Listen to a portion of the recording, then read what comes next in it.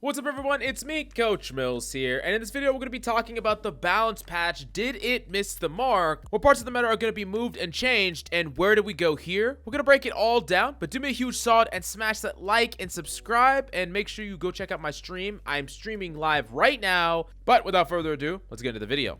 Now, we had a number of different changes from the balance patch, and for the most part, all of these changes were good, or at least in the right direction. We had Hog being changed a lot, and while Hog can definitely still one-tap if you perform a very specific tech, which is like a jump hook tech, or if you do damage prematurely with an alternate fire before you hook, it's a lot harder to be consistent with it, and for the vast majority of use cases, there's either going to be a window of time where there's counterplay with utility, or there's going to be a failure rate with the one-shot. Now, this is a very big deal because it opens up the meta for so many things to exist, and I actually grinded on stream. I'm doing Doomfist only to GM, and I played in primarily high masters to low GM elo, and I got a pretty good feel from the patch, at least from Doomfist perspective, which is going to be a little bit jaded, but I also have talked to a lot of people, been watching a lot of streams, so I have a pretty fair understanding of how the meta is just in general, and of course for the highest rank it's going to be a little bit different, but let's talk about it. So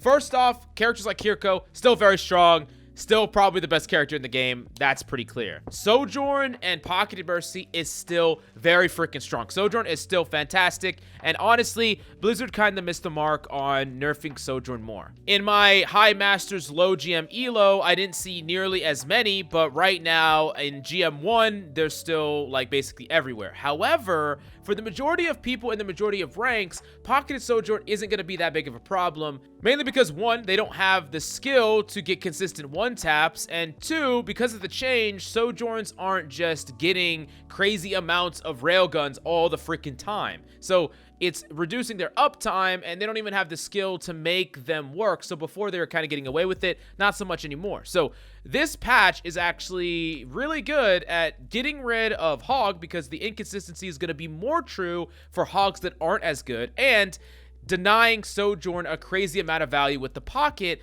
because the Sojourns just aren't amazingly cracked until you get to like high GM. So this patch does a lot for the vast majority of players, and I think for the vast majority of players, just not being one-shot all the time from a pocketed Sojourn and not getting killed one-tap all the time from a Hog is like enough to make this patch like a winner. Like, it's gonna be a winner for most people. Now, that being said, unfortunately, if you're in the highest ranks of play, you're still going to have to deal with, at the very least, a pocketed Sojourn a lot, although not as dominant as they were before. Still pretty dominant, though. However, because of Hog shifting away and there being more gaps in the meta, we're seeing a lot different types of play. We're seeing some more Winston play being viable, a lot more Ramatra play, of course, still Orisa play, but things are a little bit more fluid right now, and especially because Hog doesn't see as much play, Winston in particular is looking pretty strong at not only pressuring characters like Mercy or just punishing support positioning, punishing Kiriko, teleport, whatever the case may be, but as a whole, the tank role just feels a little bit more fluid right now.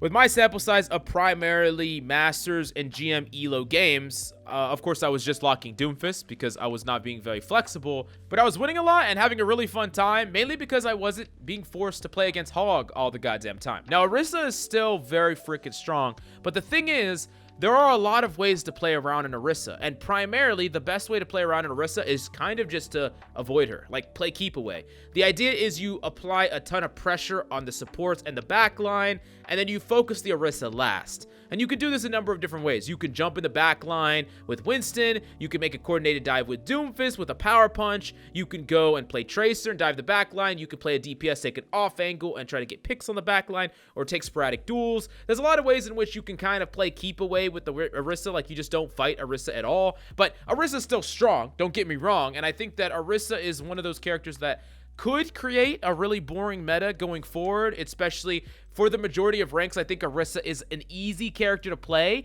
versus some of the counters to Orisa, like Tracer, Doomfist, and Winston, all take a fair amount of skill to play properly, and maybe that won't shine through. So this Orisa problem, I think, is a bigger problem than Sojourn at this point. Like, if the meta stagnates for the majority of players into a Orisa v Orisa, it's gonna be really fucking boring. No one's gonna like that shit at all. But if that doesn't happen, then I think that this patch is amazing for everyone outside of like the top 1% of the 1%. The people that are in GM1, those players are still going to have to deal with the Pocket Sojourn. Not as dominant as it was before, but they're still going to have to freaking deal with it. And that's annoying because Blizzard could have just freaking got rid of it. Like, they could have dealt with it. They could have actually solved it. They really, really could have, but they just decided not to. And Sojourn still exists very, very freaking strong with that pocket. But Orisa, I'm more concerned about because I think the vast majority of players are still going to have a problem with Orisa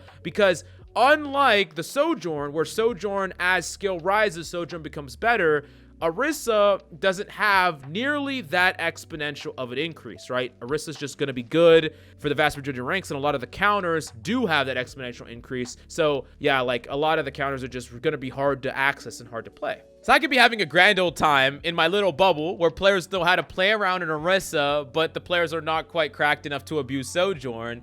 But for everyone else, they could be having a shit time. I don't quite know, and we're gonna have to wait and see on that one. But regardless, I think that this patch is going to be so much better than the patch we were just in. Like, the consistent one-shot hog via Orisa every single game, and Sojourn just being able to railgun over and over and over again. Even bad Sojourns were capable of dominating an entire game, and good Sojourns basically felt like you couldn't do anything against them. While some frustrating elements of that still exist, you're still going to have a much more fun time on this patch than you did last patch, guaranteed, because those elements are way reduced. And like I said, they could still exist, but like the Pocket of Sojourn problem, not even really going to be a problem for most people. So you could forget about that one. And the Orisa problem, while it is frustrating that Blizzard didn't just directly actually deal with the Orisa problem, I think there are also a ton of ways to shut down an Orisa, even if you don't have amazing skill, if you just know what to play and how to play it. So I'm going to be breaking down and making videos in the future that are going to showcase how anyone, regardless of your rank,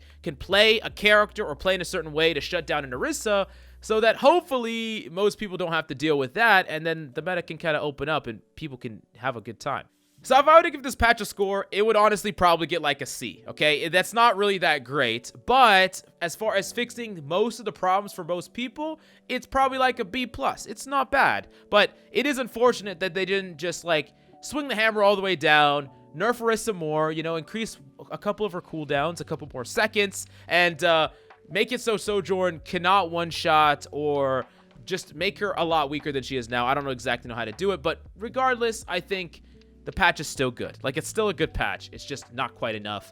But we're going to have to wait and see how things play out down the line. I don't necessarily think that Blizzard missed the mark with this patch, but they definitely didn't bullseye it. So you let me know exactly how you feel about the patch. How do you feel about the changes? Are you having fun with the patch? And what changes do you want to see next? Thank you so much for coming by. Hope you enjoyed the video, and I'll see you next time.